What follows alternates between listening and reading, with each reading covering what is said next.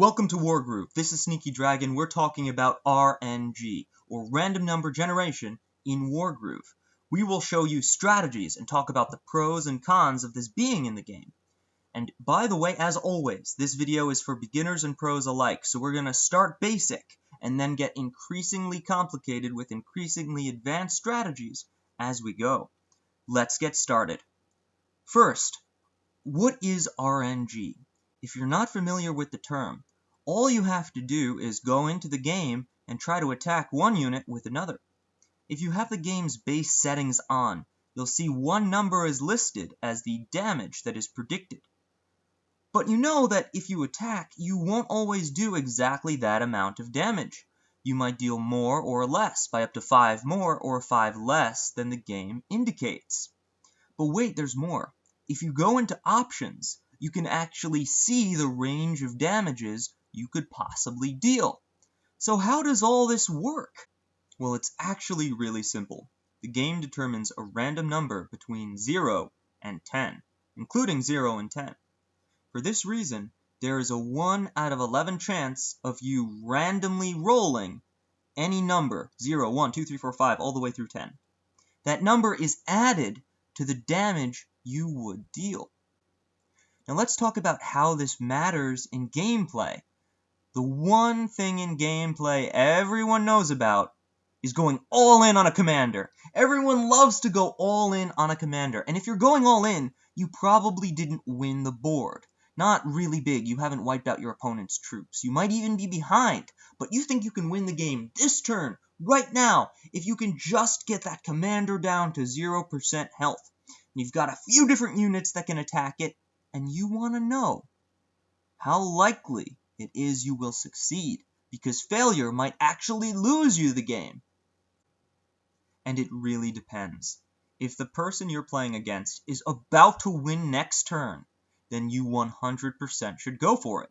I mean, think about it. If you end your turn, you have a 0% chance of winning. If you go for it, and even if it's only a 5% chance, you could win the game. This is absolutely the right move to make. Now let's talk about a slightly less extreme situation. Let's say that you're not about to lose the game, but your opponent is winning, and you have to admit they're a little bit better than you at this game. Odds are you're not going to make a comeback, they're not going to make a mistake. For this reason, you should go for it if you have decent odds. I'd say between a 30% chance and a 50% chance, even those low odds you normally would not take, you should go for it. Because think about it this way. You have a 30% chance of winning the game right now and a 70% chance of losing. But what if you end your turn right now, the game keeps going, and later you have a 50% chance of winning? You just traded that 30% chance for a shot at a 50% chance, and you weren't even sure you'd get to that 50% chance. Let's say there was a 50% chance of you getting that 50% chance. That's a 25% chance. Whoa, I know, right? You think, wait, I kept playing and I got better odds. Didn't I do the right thing? Well, if you're psychic, then yes. If you knew this was going to happen, then yes. If you had a plan or a strategy, maybe. But if you weren't sure you'd get this next 50% chance lethal, you blew it. Because you actually decreased your odds of success at that moment in time. But keep in mind, this is only for all-in situations. While you're playing the game move by move, it's actually a terrible idea to rely on anything low probability. The reason being, it stacks up. If you make a 10% shot right now, and another 10% shot later, that's 1 out of 100. You're not going to see something happen 1 out of 100 times very often. So for this reason, even if it makes sense to go all in on a commander under certain situations, it's not always a good idea to make bold plays, play by play, making your basic moves based on big risk. So for this reason, you should always assume that if something has a very high probability of success, it's almost certainly going to happen. And this is where the controversy comes in. Let's talk about a knight right now. A knight has a 10 out of 11, that's over 90% shot of guaranteed 100 to 0 taking out a village if you get a crit on that village. But wait a minute, that means there is a chance that you fail. The village stays alive, your opponent gets 100 gold, and your knight takes damage? What if that village is blocking your path? What if that knight needs to be at 100% chance so it can, I don't know, attack the next village? Your entire strategy was ruined over something that mathematically you should assume was never going to happen. And this is the downside to RNG, but we'll get more into the pros and cons later. Suffice it to say that even though there is that chance of your knight failing, you should assume that the knight will succeed. The odds are just too great. In fact, Red Jams, one of the best players right now, has often stated they will turn off the damage range indicator. The reason being that it will scare them into not making good plays. Instead, they rely on their own internal calculator to figure out, okay, this should work. This should have a high chance of working. I'm going to go for it. And it has enabled them to make some awesome plays without fear of rolling badly on the dice. Now let's talk about some ways to use RNG to your advantage. This is called a fishing strategy. Here's how it works. Let's say you have a potential lethal on a commander, but the odds are too low to make it worth going for it. You'll probably lose the game if you do. You do not, under any circumstances, have to go for it completely. Instead, take your least important unit and have it attack first. See what damage you roll.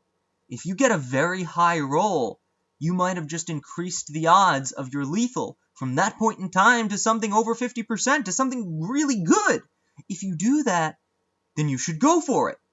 But if it fails, if you get a minimum roll and you're like, okay, this is never going to happen, it's okay. You don't have to commit. You can back off.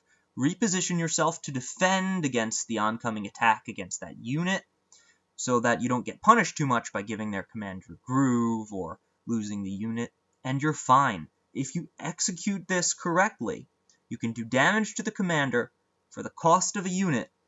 Maybe it ends up giving you a little bit less gold, but a little bit of position. It could actually be worth it even if it fails. And that's how the fishing strategy works.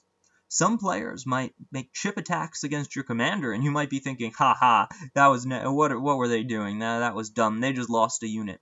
But they're actually doing something very smart, and if you let them do it a few times in a row, I've got news for you. Odds are it will work. They're not going to roll a 0 every time. Eventually, they're going to roll like a 7, an 8, a 9, or a 10, at which point you might be in probability lethal range. And that's how the fishing strategy works. Now, no discussion of RNG could possibly be complete without going over coin flip scenarios. A coin flip scenario is a scenario where you have a move you can make, but the odds of success are about 50%. Like, for example, a harpy taking out a village that was just captured. The harpy's damage will be more or less than the village's health based on what you roll. If you succeed, the village will become uncapped and you can take it. But if you fail, your harpy will take a lot of damage, and considering the expense of a harpy, that's a pretty big deal. Additionally, if the village goes up to 60% and you put the harpy on a mountain, you have a similar problem. There's really no way to get around the fact that coin flips will exist, but some of the biggest offenders will hopefully be fixed in patch 2.0. For the time being, they create a not great game state, because there's really no correct decision to make. You take the risk or you don't take the risk. This could be a lot of fun for casual play. If like, oh, should I go for it? Should I not go for it? Ah, dang, man, it didn't work. I shouldn't have gone for that. But if you're playing seriously, competitively, then in that case, a coin flip could be seen as horrible. It's effectively, I don't know what's going to happen. I can't predict what's going to happen. Therefore, this isn't even a decision. It's not. It's up to fate. Fate is going to control whether I win or lose this move. Another problem in competitive is that a battle between two equally good players can be decided in an instant. in the first mistake that happens. This is a very rare thing that only occurs with extremely high-level play, but it's really frustrating if the final match of a tournament is decided by a coin flip or a roll of the die. And this brings us into what's called the RNG controversy. However, this video took longer than I thought it would, so I'm actually going to put the controversy in the next video. This has been Sneaky Dragon, and I hope you learned a little bit about how RNG works, how to use it to your advantage, or how it might be used to your detriment. Stay tuned, and I will include a video link once it's up towards the RNG controversy detailing what some players are petitioning from Chucklefish, and the reasons why they might not want to make the change. See you next time.